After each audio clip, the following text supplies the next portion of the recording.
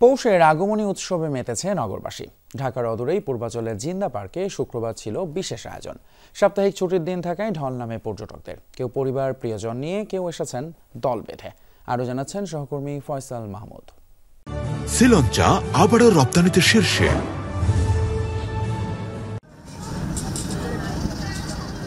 ছুটির দিনে সবাই দুদণ্ড হাঁপ ছাড়তে চায়, তাই তো নগরীর যান্ত্রিকতা আর কর্মব্যস্ততাকে পাশ কাটিয়ে সবাই ছুটেন প্রকৃতির মাঝারে।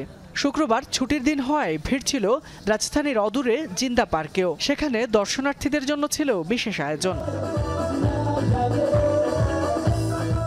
নারায়ণগঞ্জের রূপগঞ্জ উপজেলার এই পার্কটিতে আছে বিভিন্ন বৃক্ষরাজি, জলাধার সহ পর্যটকদের আকৃষ্ট করার নানা আয়োজন।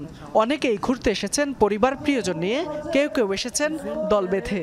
আমরা যে পৌষের পিকনিকে আসছি, একদম ওয়েদারের সাথে আমাদের পিকনিকের সাথে পুরাটাই কম্প্যাটেবল। চারপাশে এত গ্রামীণ একটা পরিবেশ ক্রিয়েট করা হয়েছে আমাদের ঢাকা শহরের একটা পার্কের মধ্যে, তো খুবই এনজয় করছি। খোলামেলা বসারও ভালো জায়গা আছে, ঘুরাও ভালো জায়গা আছে, সবকিছু আছে, স্পেস সবই সুন্দর। পৌষ পার্বণ, এই শীতের শুরুটা আমরা উপভোগ করছি সবাই। আগতদের আনন্দে নতুন মাত্রা যোগ করে পৌষ বরণ উৎসব। ছিল গ্রামীণ আবহে নানা আয়োজন, বায়োস্কোপ, টিয়া পাখি দিয়ে ভাগ্য গণনার পাশাপাশি ছিল শীতকালীন হরেক পিঠার ফসরা।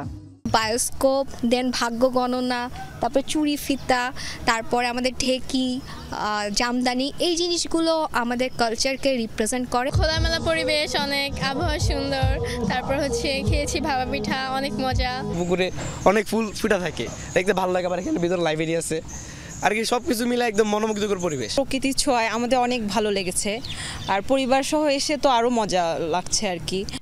কর্তৃপক্ষ বলছে বাদবাকি দিনে দর্শনার্থীদের উপস্থিতি থাকলেও সাপ্তাহিক ছুটির দিনে ভিড় থাকে বেশি। তাদের বিনোদনের জন্য ভিন্ন এই আয়োজন। পৌষ পার্বণের যে উৎসব, সেই উৎসব উপলক্ষে আমাদের নিজস্ব অনুষ্ঠান তো ছিলই, পাশাপাশি আমাদের একটা ক্লায়েন্ট ছিলেন, যাদের উদ্যোগে আরও ওইটা অনুষ্ঠানটাকে আরও ব্যাপকভাবে সাজিয়ে তোলা হয়েছে। ফয়সাল মাহমুদ, যমুনা নিউজ, ঢাকা।